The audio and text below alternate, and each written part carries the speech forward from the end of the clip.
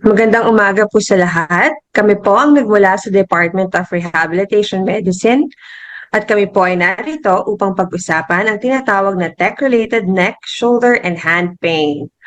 Ako po si Dr. Feline, kasama ko po si Sir JC at Ma'am Ana. Hello, good Okay. morning. Okay, ako po ay may katanungan.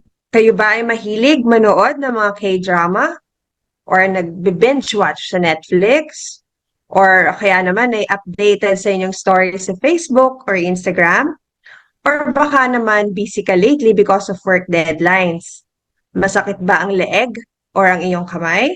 If oo, baka meron ka ng tech-related neck, shoulder, and hand pain. Ano ba ang ibig sabihin nito? So, unahin po natin sa leeg, no? Sa taas ng bahagi ng likod, or minsan sa batok natin. Ang pananakit ng leeg ay sanhi ng sobrang pag-text or panonood ng matagal sa mga handheld devices or computers. Ito ay maaaring ang sanhi ng tinatawag na text neck syndrome. So usually, tinatawag yung term na to pagka paulit-ulit yung injury kung saan pinaniniwalaan ng sanhi niya yun nga, pag-text, tapos paggamit ng mga mobile phone ng madalas. So, ang common na areas nito ng pain ay yung neck, 100% of the time, sa leeg po natin nararamdaman.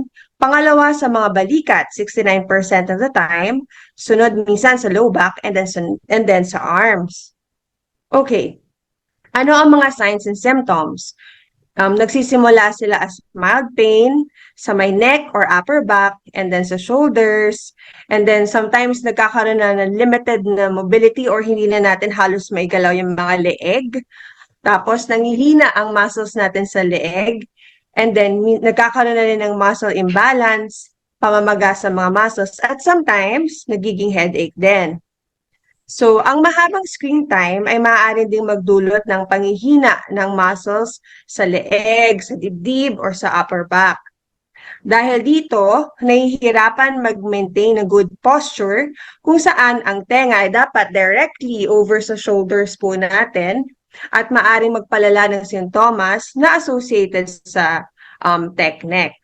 Okay? So, ano ang mga dahilan? Check nga natin kung isa tayo sa mga sumusunod. Matagalang paggamit ng smartphone, ng tablet, computer, or laptop. Isa ba tayo sa mga ito? And by the way officially, sinasabi na ang Filipinos ang nag-hold na record for the highest daily average phone screen in the world, spending almost a third of their day glued to their phones. So it's like parang 32.53% of the time, nagising daw tayo ay nasa phone natin or nakatingin sa phone natin. And then, isa pang dahilan is yung mahabang, let's say, nasa work tayo, no? Nakaupo lang tayo, and then naka-steady tayo at one posture ng matagal. Isa yun sa nagkakos ng tinatawag na tech neck syndrome. And then sometimes, ina-associate din siya sa ergonomic concerns, especially yung setup natin sa workplace. Okay? So, ano ba ang maaaring dahilan?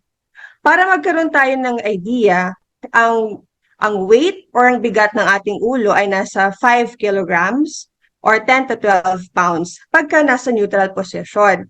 So kapag ibebend natin siya forward like at 30 degrees, ang weight na kinakarga ng leeg ay aabot ng 18 kilograms. Kapag naman nag-bend pa tayo at 60 degrees, nagiging 27 kilograms. So parang pabigat ng pabigat yung weight na kinakarga ng leeg. Okay? So, ang bigat kasi ng head natin, siya yung key factor para sa text neck pain. So, pag hindi natin ito napagtuunan ng pansin, maaari siyang magdulot ng strain or stress sa joints ng ating leeg, even sa mga discs, na magdulot ng maagang pag-wear out, gaya ng mga cervical osteoarthritis. Maaari ditong magdulot ng matinding pananakit na sanhi ng limitadong paggalaw ng leeg, upper back at balikat. Okay? So, may mga severe cases na sometimes naiipit na din yung mga nerve natin. Dahil dito, pwede tayong makaramdam ng mga pagmamanhid, pangingilig, at panghihina at gumagapang sa mga braso at mga daliri. Okay. So, paano natin nagda-diagnose ang text neck syndrome? Upang malaman, kailangan or ma-identify natin ito, aming ini-examine at inaalam ang history ng pasyente, pati ang review of systems. Sometimes, nagpapagawa kami ng X-ray or MRI. Sa treatment naman, sa medical treatment, pwede kaming magbigay ng mga pain medications, muscle relaxant, antidepressants, or sometimes mga sedatives. And then, may mga pagkakataon na gumagamit din kami or gumagawa kami ng lethal procedure. Minsan nag inject ng mga pampamanhid or steroids dun sa trigger point na nakakatulong na mabawasan yung pain. Minsan din, pwede rin tayong gumamit ng dry needling or acupuncture. Ngayon naman, tungkol naman sa mga exercise or modifications, ibabahagi sa atin nila Sir JC and Ma'am Ana. So, hello, good morning. So, ako si JC at ako ay isang physical therapist. Sa aming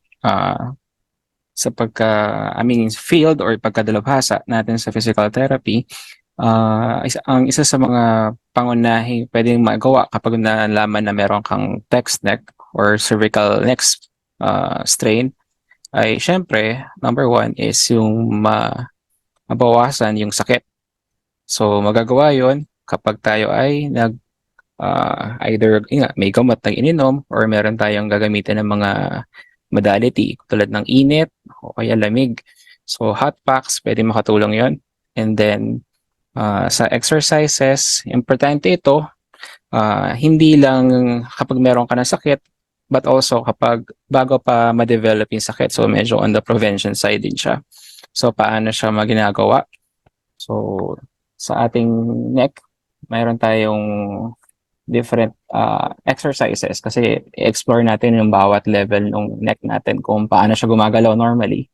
So, yung una na siguro isa sa mga pinaka-importante is yung tinatawag natin chin tucks.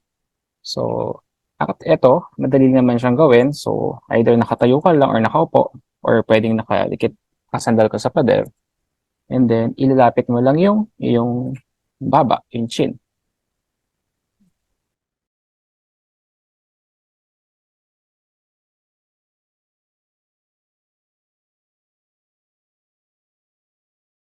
Hold mo lang siya ng mga 5 seconds and then relax mo lang.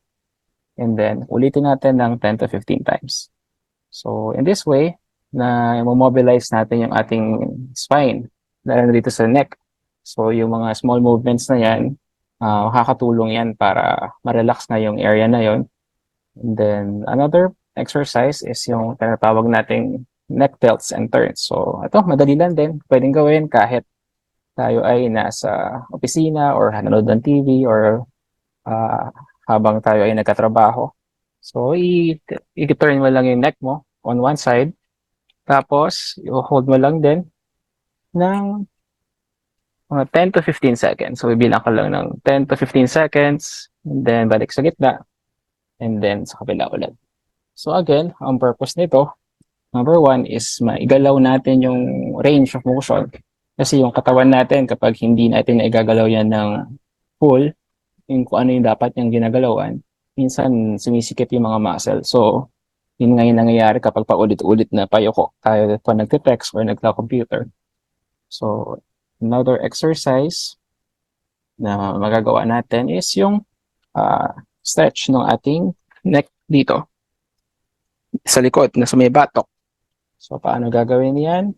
Either isang kamay or dalawang kamay, lapit ko lang dito sa batok, tapos banat lang pababa.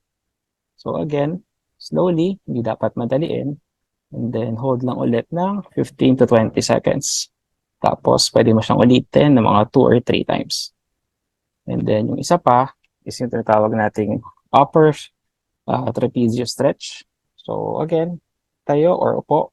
Minsan mas maganda kapag nakaupo para may mas stable yung kakapitan mo. So, itilt lang yung head on one side and then your ear towards your shoulder. So, lalapit yung tenga papunta sa balikat. Tapos hawak yung kamay, i-stretch mo lang siya. Tapos again, sa halos lahat ng stretch na to, tandaan mo lang naman kung gaano tagal yung stretch, which is around 15 to 20 seconds.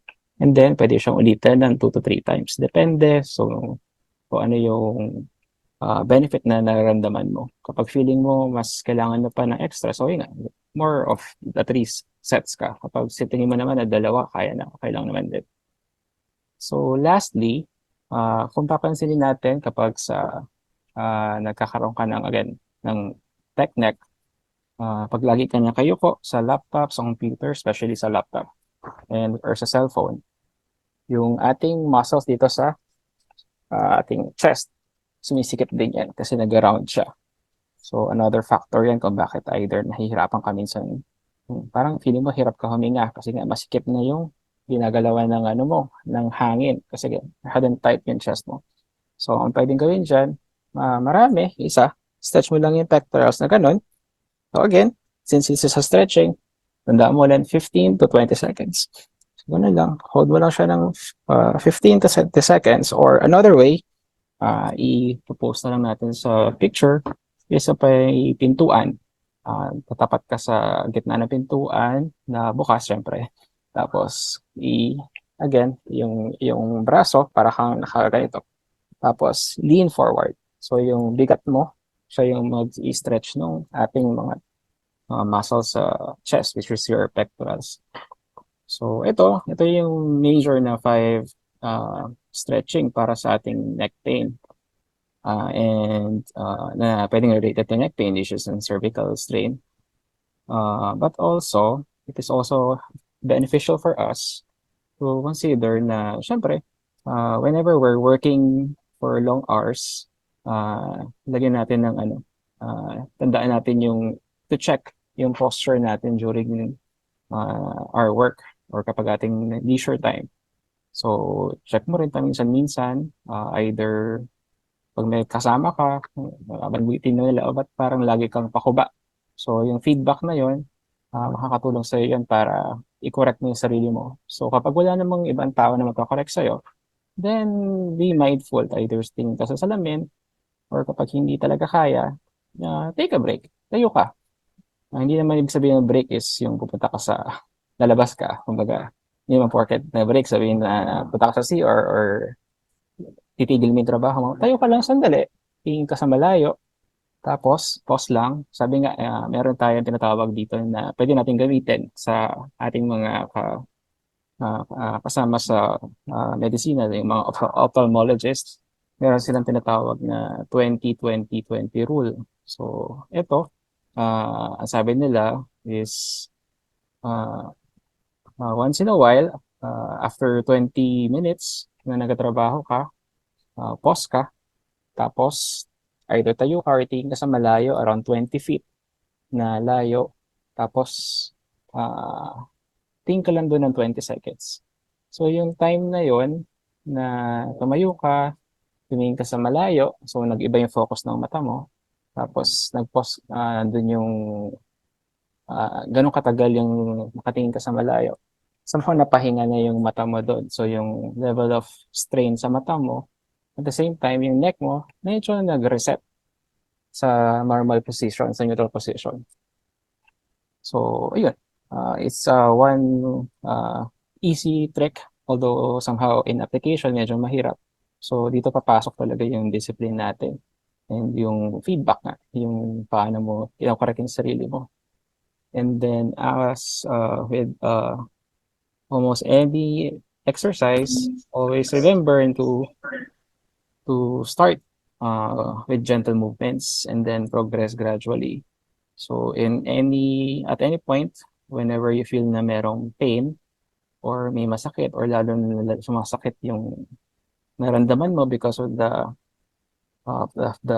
exercise, then pause and observe mo lang. And pag nag-persist pa rin, and then I think it's about time for you to consult a professional. So either yung ating doctor or yung PT para mabigyan ka ng proper evaluation. Or again, proper evaluation, better intervention or treatment. And then on the PT side, and also I think medyo Mag-overlap din naman to dun sa ating OT is yung ating ergonomic intervention. So, pag ergonomics, ano nga ba yung ergonomics? Ergonomics is yung parang science kung paano ba kaganda or ka-appropriate yung iyong working conditions para mag-provide ng efficient na trabaho na minimalize yung pain or minimalize yung injury. So again, ang key dito is to increase yung efficiency while decreasing yung mga injury natin. So, minsan, pag namimili ka sa mga furniture stores or sa mga online, Lazada, again, habang nagkaka-text nag-check ka pa rin. Minsan makakita ka ng mga description ng chair o kaya table o kaya ng mga furniture, mga ergonomic design. So, ibig sabihin daw nun, yung design na yun, yung pagka-disenyo ng bagay na yun is napag-aralan na ito ay makakatulong na hindi mag-cause ng problema sa'yo habang matagal mo itong ginagamit. Example dito, syempre, yung mga, again, upuan, table, yung mga laptop, keyboard. Actually, laptop by design is hindi talaga ergonomic ito kasi nga masyadong magkadikit yung lugar kung saan ka nagta-type saka kung saan ka nakatingin. So later on, pag may opportunity pa tayo, ma-discuss natin yung ano ba yung appropriate na design ng workstation. So, ano pa ba? So, I think, meron din ibang mga pwedeng mas i-contribute si Ma'am Ana. Isa siyang occupational therapist regarding dito.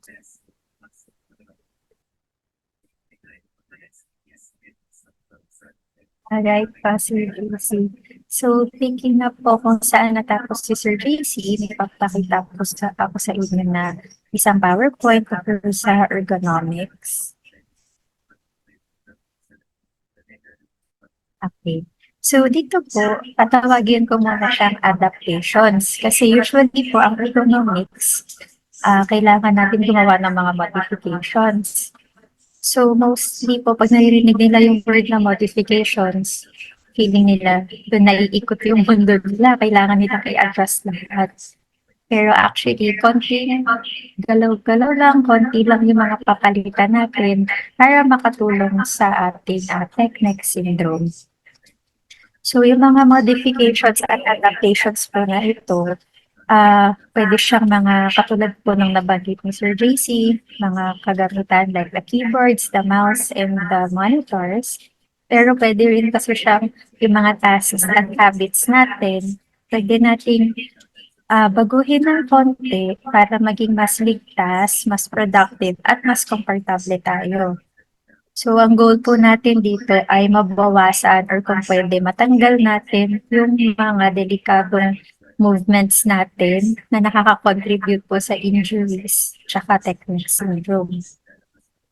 So, katulad nga po ng nabanggit ni Sir JC, ang ergonomic design, it is a health-promoting intervention that improves the efficiency of workers. So marami rin pong studies na nagsasabi na kapag yung isang bagay ay ergonomic yung ginagamit nila, and yung tao, yung worker, yung person is trained na gamitin yung mga ergonomic tools na ito, talagang mas nakakabawas siya ng mga sick leaves and nakaka-improve din siya ng productivity ng isang worker. So, sa OT po, hindi lang natin tinitingnan yung tao bilang isang trabahador. So, tao tayo pag uwi sa bahay after work. Pwede tayong isang nanay, pwede rin tayong isang anak. So, we have so many hats that we wear. At dahil dito, yung technique syndrome natin, nakukuha natin, hindi lang lahat dahil sa work. So, sana yun, meron din sa pang-araw-araw na gawain kasi habang nagpapahinga, nagluluto, di ba, nagsiselfone din tayo or nagla-laptop, nagta-tablet. Ganon din yung leisure natin. Merong iba, yung libangan nila, nag-video games, nagko-computer games. So, gadgets na naman po ulit yung kaharap kahit nagpapahinga. Ito po, meron tayo mga physiological pathways kung paano po nakukuha yung technique syndrome. Ang model po na ito ay based sa ergonomics. So sa una, yung load, yung tension at stress. So nakukuha siya dahil unang-una dun sa araw-araw natin na exposure sa load at tension. Ang ibig sabihin po nito, for example, sa office worker, kung lagi tayong nakaupo, ang tension natin talaga nasa leeg, sa balikat, nasa may balakang. Kasi nakaupo, nakaharap sa computer, so ang posture usually yung leeg, papaharap. Kasi tumitingin po sa computer, di ba? Yan. So, pag nagdagdag lahat yan, dalawa po yung pwedeng magiging response ng katawan. Yung una, pwede po kasing mas masanay tayo sa trabaho. Mas nasasanay, mas gumagaling tayo, mas nagiging bihasa. So, pwede tayong mas gumaling or magpakita po tayo ng sintomas kagaya ng pananakit ng leeg, pananakit ng kamay, pananakit ng balikat. Pwede po itong mauwi sa injury. So, kung medyo marupok, medyo mahina na po yung mga muscle, tendon, tissues natin dyan, pwede tayo maging mas prone sa mga injury. So, yun na po yung mga nabanggit ni Dr. Ramillare, yung ating mga Tecker veins, yung ating mga CTS, carpal tunnel. So, pag ganun, pag paulit-ulit tayong nai-injure, paulit-ulit tayong na-expose sa mga tension, load at stress na ito, pwede pong maging pangmatagalan yung sakit natin. So, paano pa ba yung mga nakaka-impluwensya dyan? Bakit pa po tayo nagkakaroon ng mga added na load at tension? Hindi lang naman nga po ito sa trabaho. Meron pa po tayo sa bahay. Yung mga pang-araw-araw natin ginagawa. Naglilinis ng bahay, nag-aalaga ng bata, nagda-drive, nagwo-workout, nagsa-cellphone, lahat yan. So, added tension, load, and stress sa atin. Sa trabaho naman, isang bagay po yung posisyon natin sa pag-upo. So, hindi lang ito basta yung sukat ng mga computer, table at chair natin. Kasama din po dito yung control natin sa ating trabaho. So, pag sinabi ko natin sa work, bawal tumayo hanggat hindi natatapos yung trabaho. Tapos, ngalay na tayo, talagang hindi natin na-exercise. So, kung makikita nyo, factor din po yun, yung mga rules and policies din natin sa work. Isa yun. And then, syempre, kasama din po yung emotional support natin sa work. Kasi kung wala din tayong masyadong napagbabalingan na pagsasabihan ng ating mga problema, whether sa work or sa bahay, mas nakaka-contribute po talaga siya sa mga nararamdaman nating tension and stress. So, mas may tendency po tayong nakababad sa ating gadgets, which is nakaka-contribute pa rin po sa ating tech-related disorders. So, ano po tinitingnan ng OT? Paano po kami makatulong sa inyo? Yung mga stretches at exercise ni Sir JC na binigay niya, isa na yun. Actually, sila Sir JC po nagtuturo, pero sa OT, ang ituturo namin is tuwing kailan mo siya gagawin at bakit kailangan mo siyang gawin. Kasi isang bagay po yung nakakapagbigay yung company sa atin ng magaganda at ergonomic na mga tools and environment. Isang bagay din po yung nakakapag-reseta sila doktora ng gamot, pangpatanggal ng sakit. Isang bagay rin yung nakakapagbigay sila Sir JC ng sakit. Pero kasi pag hindi natin alam gamitin at sumunod po dun sa mga exercise at schedule ng pag-inom ng gamot, baliwala rito. So sa inyo po, pwede nyo po munang tingnan, bakit kaya sumasakit ang aking leeg, aking balikat, ang aking kamay, yung aking mga daliri. So, pwede niyong tingnan, ano ba yung ginagawa niya sa trabaho, yung physical. Mas madalas bang nakaupo? Mas madalas bang nakatayo? Lagi bang nilalakad? Marami bang binubuhat? So, doon pa lang malalaman niyo, bakit masakit yung kamay ko? Noon pala, mabibigat yung mga binubuhat niyo. So, pwede nyo rin tingnan, ano ba yung mga ginagamit ko sa trabaho? Mamaya niyan, pinagbubuhat kayo, pero wala naman kayong mga handle or grip. So, talagang sa mga daliri at kuko talaga kayo nakarely para buhatin yan. Yung susunod po, yung environment. Let's say na ang work natin is isa tayong nurse. Tapos, yung table, yung height po ng table natin, kung saan nagsusulat, masyadong mataas. So, ang tendency na kayo ko talaga kayo. Tapos noon, after nyo magsulat-sulat sa chart, may mga i-encode, masyado na naman po mataas yung table. So, nakaiyukok na naman po tayo, ano. And then, pwede nyo din po tingnan, ano ba yung mga kailangan kong gawin sa trabaho? Hindi lang naman ako basta tumitingin ng pasyente. Meron pa ako mga i-encode na papeles, gagawa pa ako ng reports. So, hindi ka lang pala laging nagbubuhat. Nagko-computer ka pa, no? And then, pwede nyo rin po tingnan yung work culture ninyo. Meron po kasi sa ibang work na kapag mas marami silang nagiging benta, mas mataas yung incentive, pero on the downside, mas nag-extend sila sa work. So, ibig sabihin, mas na-expose pa sila sa gadgets. So, pwede nyo rin tingnan yung aspects na yun. And syempre, para sa atin, sa pangsarili, pwede nyo tingnan yung personal ninyong stress level. Napapagod ba ako? Nasistress ba ako? Saan? Sa work kasi napapa-overtime ako dahil para sa incentives or dahil masyado akong maraming trabaho kailangan tapusin. Kung ganun po yung dahilan, ang pwede ninyong gawin is mag-schedule kayo kung kailan nyo gagawin at tatapusin yung mga tasks. So, dyan yung natitingnan kung realistic ba sa within a certain time frame na achieve nyo yung isang task, and wag po tayong matakot na mag-breakdown ng mga trabaho. So, dito po pumapasok yung mga organizational controls natin na kung sa work, okay lang na today, tatapusin ko muna i-print to, bukas ko napapapirmahan yung susunod para matapos lahat ng mga ide-design at ipiprint ngayon. So, yun, scheduling po tayo, tasks. And then, of course, titingnan nyo rin po kung ano yung mga responsibilidad natin sa bahay, pwede rin sa trabaho. Kasi, kamukha ho ng aming mga pasyente, magrereklamo po, masakit daw po yung hinlalaki. Tapos sa makikita namin, ang trabaho po na is medtech. Tapos marami po siyang mga pinipindot-pindot na pipette or mga minamanipulate na buttons. So talagang kawawang-kawawa ho yung fam niya. Pag uwi sa bahay, nagbubuhat pa po siya ng kanyang baby, nagpapakain pa po kay baby. So talagang kawawang-kawawa ho si Pamba, no? Yun. And then, of course, pwede rin natin tingnan ano pa yung ating mga pinaglilibangan. Siyempre po, cellphone. Makikita ninyo habang lunch break, naka-yuko din pala na gano'n, ano?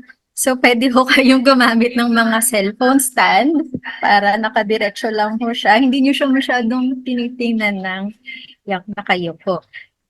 So, kung mapapansin nyo ho, yung mga adaptations and modifications and recommendations namin, it has more of to do sa inyong mga habits na mga pang-araw-araw. Hindi nyo naman ho kailangan baguhin ng 180 yung mga trabaho at ginagawa nyo. Konting adjust lang tayo. And then, of course, mas mabuti pa rin na kung kayo ay nakakaramdam na ng sakit sa leeg, balikat, braso, kamay, mas mainam na ho magpa-check up kayo sa aming rehab doctors, katulad nila Dr. Ramillare, para mabigyan kayo ng tamang program and gamot para ma-address po yung pain ninyo. Thank you po. Okay, so gaya ng mga nabanggit ni Ma'am Ana, no? At ni Sir JC, meron ding mga ibang areas of concern when it comes to neck syndrome. So, hindi lang siya leeg, hindi lang din siya balikat. Most of the time, naapektuhan din yung mga kamay. So, ito yung mga hand injuries. So, yung mga causes niya is yung paulit-ulit ng paggalaw ng hand and wrist, paulit-ulit na paggamit ng keyboard, ng mouse, tsaka syempre yung maling positioning ng mga wrist po natin. So, yung isa pa, yung matagalang paggamit din ng computer, tapos yung continuous na pag-tap sa mga mobile, isa yan sa common causes ng hand injuries. So, sa mga offices po natin, usually, ang sabi, 8 to 9 hours yung computer use natin. And sometimes 2 to 3 hours or more sa mga mobile phones. So, pag ito nag-accumulate na ginagawa natin ng matagalan, pwede siyang mag-lead to mga chronic conditions. Okay, so isa pa sa pinaka-common na hand injuries is yung carpal tunnel syndrome. I think narinig nyo na to, no? Ito naman yung ang main cause niya is yung paulit-ulit na finger flexion and then finger motion. So, yung medial nerve natin dito sa may tinatawag na area ng carpal tunnel.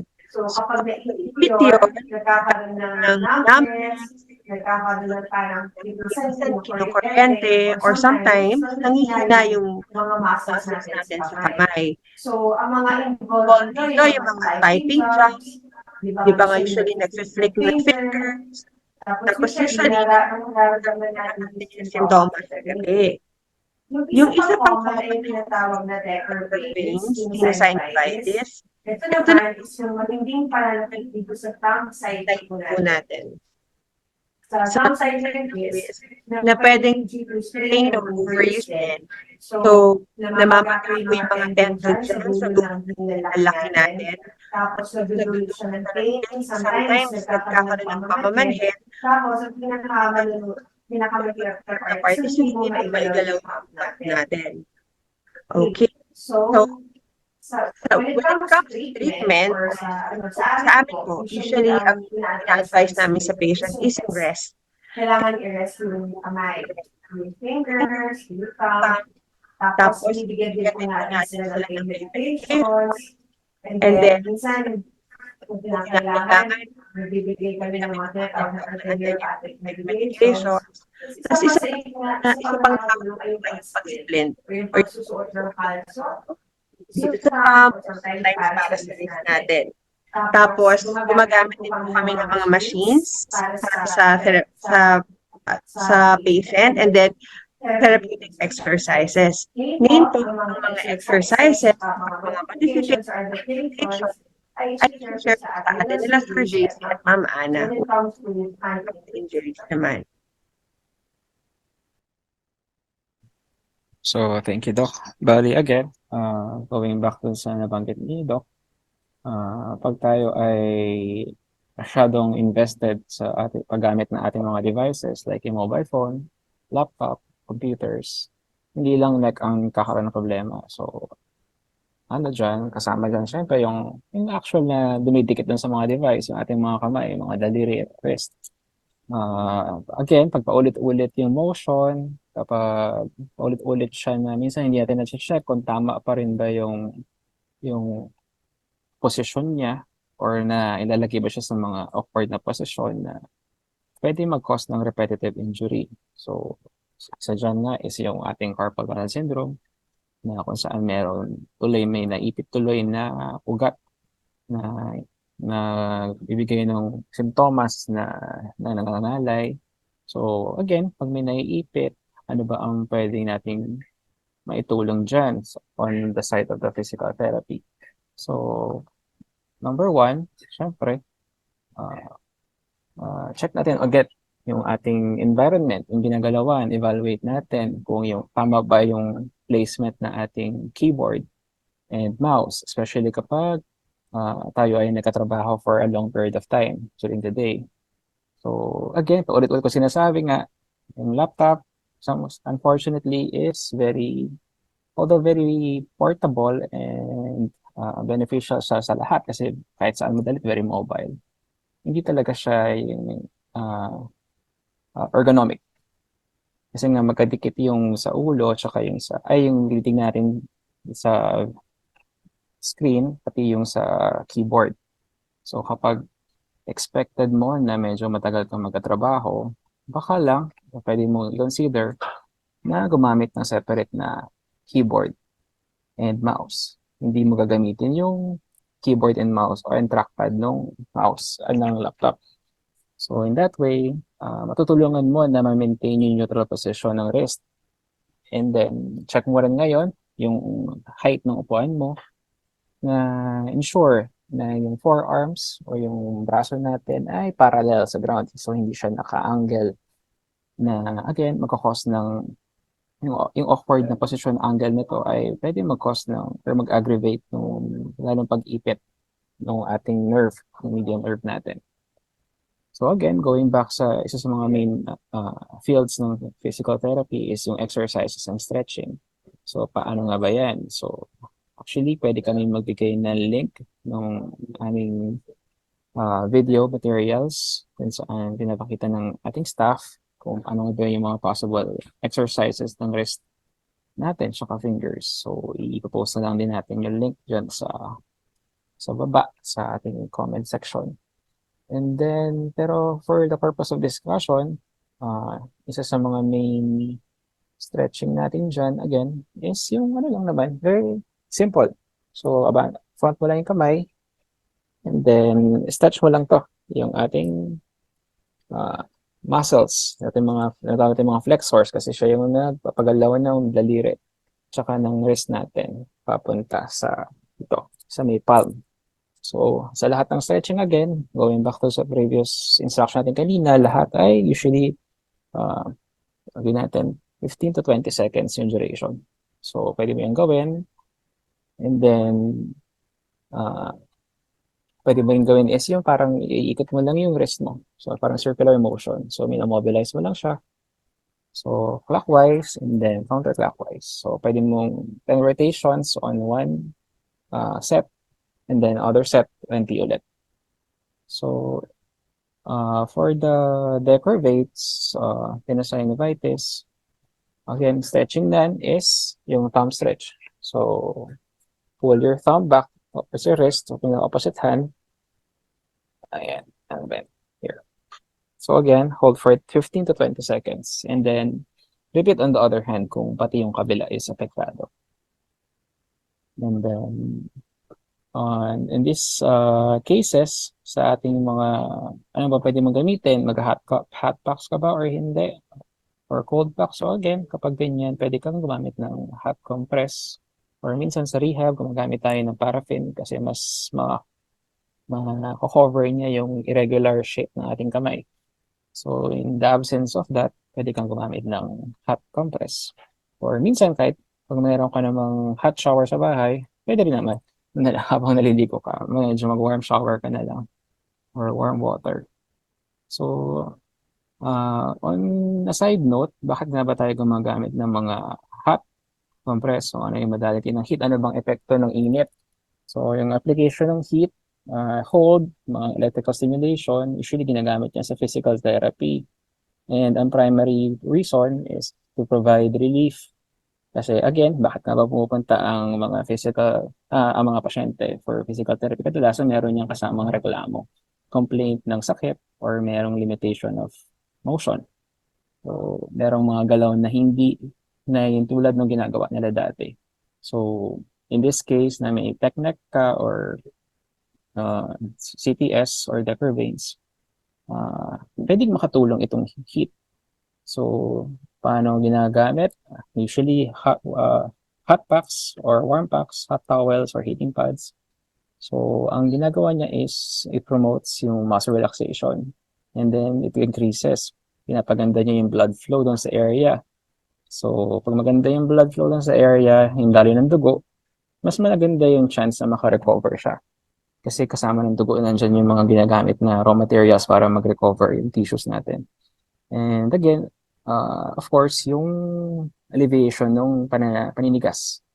So, panarelax yan, yung muscles mo, yung paninigas ng joint as well, pwedeng mabawasan.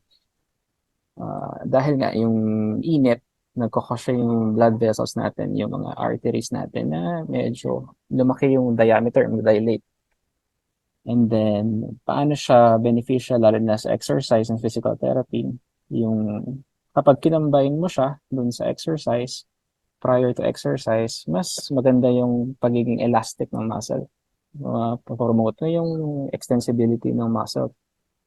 And then, minsan, kung isipin mo, lalo na sa mga hindi talaga sanay gumamit ng mga ganitong mga device, baka hindi natin alam, ginagamit na pala natin yung heat as a modality. Pero, through what? Through warm up. So, usually sa mga nag-workout, sa mga nag-gym, usually ginagawa nila prior to exercise or training, nag-warm up muna sila, either brisk walking, or nag-treadmill, or gumagamit sila muna ng mga weights na medyo magagaan para lang to prepare yung katawan for a more vigorous or strenuous training. So, dun lang muna siguro tayo focus sa hot, hindi na muna sa cold. And then, yung sa ating pang ibang pwedeng gawin dyan, so, CPS, I think yung major na component yung ano nga, yung paggamit ng mga device niya, yung mga splint. So itong expertise to ng ating occupational therapist, si Ma'am Ana, kung kailan ka ba dapat gumamit ng splint or kung gaano katagal, pwede bang hindi ka na mag-splint. So yun. Alright. So, regarding naman po sa Dr. veins and CPS natin, hand injuries, katulad po ng nabanggit nila Dr. Emilyara and Sir JC, splits po sa OT, kami po yung gumagawa. So, ano ba yung split? Yung material po niya is tinatawag namin low temperature thermoplastic. So, para po kaming nagluluto, nagpapainit ng plastic sa ashopa. So, literal na nagluluto po pa noon.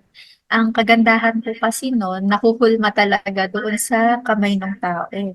So very specific siya sa kamay ng tao kasi bawat tao, iba-iba talaga yung shape ng ating mga kamay, braso, no? So depende po kung gaano kalaki yung sakop ng tendon na namamaga sa inyo sa DQD or sa CPS. Depende po yun sa mga i-recommenda ni Doktora.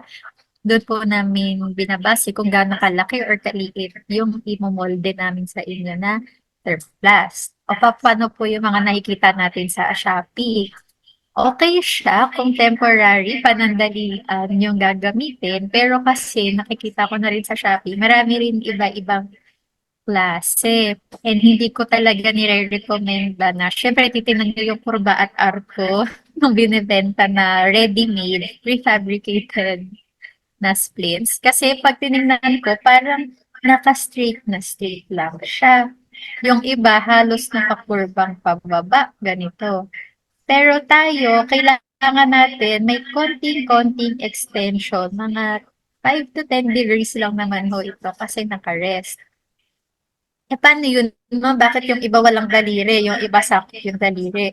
So, again, yun nga ako sinasabi namin ni Sir Tracy, mas mainam po, magpatingin po kayo kay Doktora kasi mas makakapag-recommenda po sila ng tamang klaseng split na para sa inyo. Kasi yung DQD, Decker veins, thumb lang naman. Pero yung binili ninyong split, sakop hanggang pati yung 5 daliri. Yung iba naman po natin, yung CPS, carpal tunnel, nakikita ko yung iba ang suot. Ito, kasama pa yung 2 hilig. Kaya sa minsan makikita natin, parang nakababa pa kasi yung sukat din, yung haba, tsaka yung anggulo ng mga arko, hindi rin sakto sa kanilang kamay. Kaya mas i-recommend ako talaga na custom-made yung splint nila. So, gumagawa ko nun is OT. And then, usually po ang mga nire-refer na sa OT kapag hindi na kaya ng exercises at gamot kasi paulit-ulit na lang po, nauulit yung tendon inflammation nila, tissue inflammation. Pinapadala sila sa OT kasi kami, tinuturoan namin, ano ba yung pwede mong baguhin sa mga kinikilos mo? Paano ka bang magbihis? Paano mo bang ginagamit yung phone mo? Paano kang nagsa-cellphone, nagla-laptop, nagko-computer. So, gaya ng paulit-ulit na nababanggit ni Sir JC, ako rin yung laptop, kasi masyado siyang maliit, so ang tendency nakaganito talaga tayo. Tapos yung mga daliri nakaganyan kasi maliit. Kung pwede, meron kayo sanang separate na keyboard. Or kung tablet man yan or cellphone, meron kayong tablet or cellphone holder na na-adjust yung angle at yung height para kahit saang table man kayo nakaupo, kaya na siyang i-adjust, hindi nyo masyadong sinustrain yung mga leeg, wrist, and hands nila. Tapos sa mouse, mas preferred po talaga namin yung gaming mouse kasi ergonomic siya actually. Kasi mas lapat siya sa mga arko ng kamay. So may kita nyo, may nauuso na ngayon mga gaming mouse ngayon, naka-vertical na siya. So ganyan yung position instead na ganyan. Ang purpose kasi niya is para naka-neutral lang si wrist, hindi na siya masyadong umiikot. Hindi na siya nakababa. Nakadiretso lang na ganito yung wrist ninyo, no? So, di naman namin kayo pinapabili nun, pero ina-explain lang namin bakit ganun-ganun yung shape, iba-iba ho, ano? So, aside po sa mga modified ng mga keyboards and mouse, pwede rin kami mag-recommend sa OT ng mga adaptive tools like yung mga kutsara and tinidor. Medyo tabaan nyo yung handle habang namamagalang naman yung mga daliri thumb para hindi nyo masyadong iniipit and sin-strain. Medyo mas malaki para mas relaxed lang siya ng posisyon. Then what else? Sa DQD, usually ang kasabay namin yan, hinihintay namin na mas bumaba yung mga pain and swelling levels ninyo sa PP para maturuan namin kayo kung paano nyo i-adjust yung gawain ninyo. Same thing po sa carpal tunnel. Usually naman yan, pinapasplint sa amin. Tapos PT. And then kapag mas manageable na yung pain or wala na yung pain or gumanda-ganda na yung range of motion nila sa kamay, so doon namin kayo tuturuan ng mga pwede niyong gawing adjustments sa mga ginagawa niyong kilos. And then, kapag nangangalay yung kamay, marami kaming naririnig ng mga nagiging pasyente namin. Kaya nangangalay, sinishake-shake daw nila ni ganyan. O kaya, binabanat-banat na sobrang banat naman. Kasi pagod na raw, nangangalay.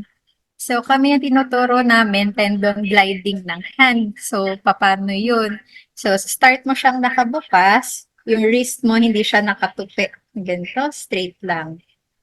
So, magsa-start kayong nakaganyan, number 5. And then, yung daliri, naka-claw. So, kung titignan nyo, hindi siya ganyan. Pataas lang po. Ha, parang mga ngalmot. Ganan. So, after nito, tuturo. Kung yung itsura niya, oh. Turo. Panguso. And then, after that, dahan-dahan isara. Hindi nyo siya kailangan pisilin. Saktong sarado lang. So, pag ibabangon nyo ulit yung daliri, ganun ulit. Turo. Claw. And straight. So, hindi siya mabilis ginagawa po ha. Medyo may interval. Siguro for each position, bilang kayo mga 5 seconds. 1, 2, 3, 4, 5. 1, 2, 3, 4, 5. 1, 2, 3, 4, 5. Then 1, 2, 3, 4, 5. As much as possible, avoid po natin na lalong binibigyan ng stress and tension yung mga tendons, muscles, and tissues natin sa hand para hindi pa ulit-ulit na nauulit yung ating mga sumasakit. Okay po. Thank you. Okay. Thank you, Sir JC and Mama Ana. So ngayon po, maraming salamat po sa pakikinig. Kung mayroon po kayong mga katanungan, maaari niyo pong i-type sa chat box. Siguro Doc, ano lang, idagdag na rin natin. Although, bilis na lang naman siguro ito. Share lang natin itong share lang natin tong slide na ito. So, ito ay, so again, going back na sa ating nabanggit kanina na importante yung alam natin kung ano ba yung na-identify natin to begin with. Bakit nga ba tayo nagkakaganto? Kasalanan mo nga ba talaga? Ikaw ba talagang may kasalanan kung bakit nagkakaroon ka ng mga sakit-sakit na ganyan? So, partly, pwede. Kasi ng bata, sinabihan ka na ng nanay mo na huwag kang bakuba-kuba, hindi ka nakinig. Or lagi ka nagka-computer na mali pa yung posture mo. So, may factor din talaga na may fault din tayo. So, again, ang importante dyan is to be informed. I-correct natin yung sarili natin. So, this is an example kung ano yung simple parang checklist para ma-evaluate mo yung work environment mo. So, try natin makahanap tayo ng local version nito or baka ma-translate natin ito. So, ito, yung sa chair lang, check natin kung parallel ba sa floor, yung tuhod mo ba, 90 degrees, flat. So, yung thighs mo ba, supported ng upuan. Tapos, hindi ba masyadong nakadikit yung likod ng tuhod mo dun sa chair? And then, kung meron ba support sa baba, sa may likod mo, yung upuan. So, ito, kung iisipin mo, ang pinapromote na nito is yung relax, yung neutral yung posisyon ng body mo. So, walang muscle na sobrang overwork, walang muscle na overstretch para to prevent yung uh, emergence or recurrence ng injury. So, yung sa keyboard and mouse, ganun din. So, neutral ba or parallel ba yung braso mo? Kumbaga, in this position, meron bang chance na pag lagi mong ginagawa yan, may maiipit ka na ugat or meron ka ah, mga muscle na ma-overwork. So, yung balikat mo ba, lalo pag masyadong mataas yung table, masyado bang parang lagi kang nakatense. So, after a few days na gumagawa ka ng report, laging feeling mo, bikat-bikat ng balikat to. Check mo ngayon yung table mo at saka yung upuan mo. Baka yun doon lang pala yung problema. Baka yung table mo masyadong mataas or yung upuan naman nyo sa opisina, hindi na-adjust. So, or masyadong mababa.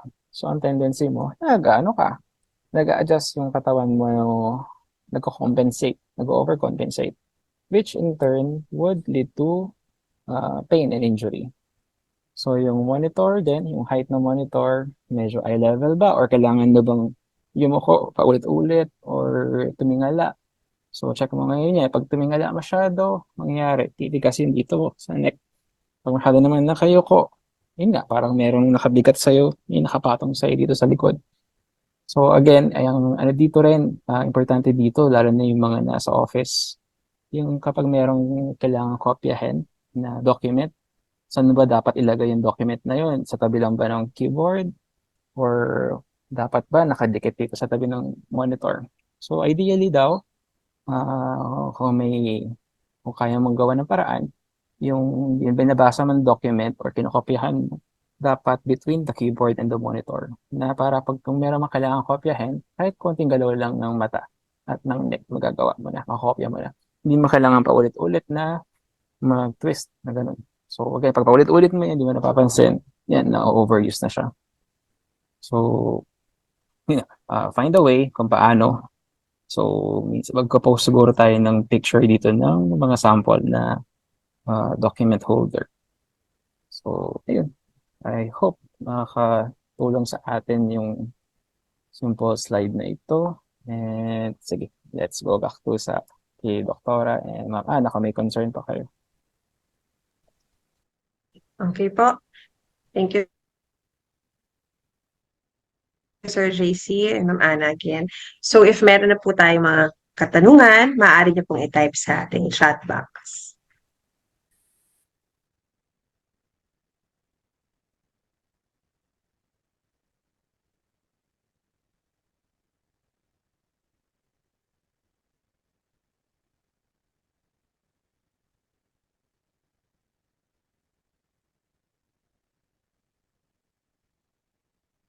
So, at this point, pasalamat na lang kami sa inyo lahat. In behalf of Doktora and Ma'am Ana for allowing us to share our knowledge and experience regarding this topic. Lalo na almost everyone experiences this kind of complaints. And sana, at least, ang ma-pick up lang nating critical point dito is to check your ano ba yung current workstation situation. I-review mo lang. Baka doon lang, ganun lang kasimple. I-adjust mo lang pala yung table mo o maglalagay ka lang pala ng unan sa banda pwet mo para tumaas ng konti. Mare-resolve na pala yung problema. Doc. Meron ka pa, Doc.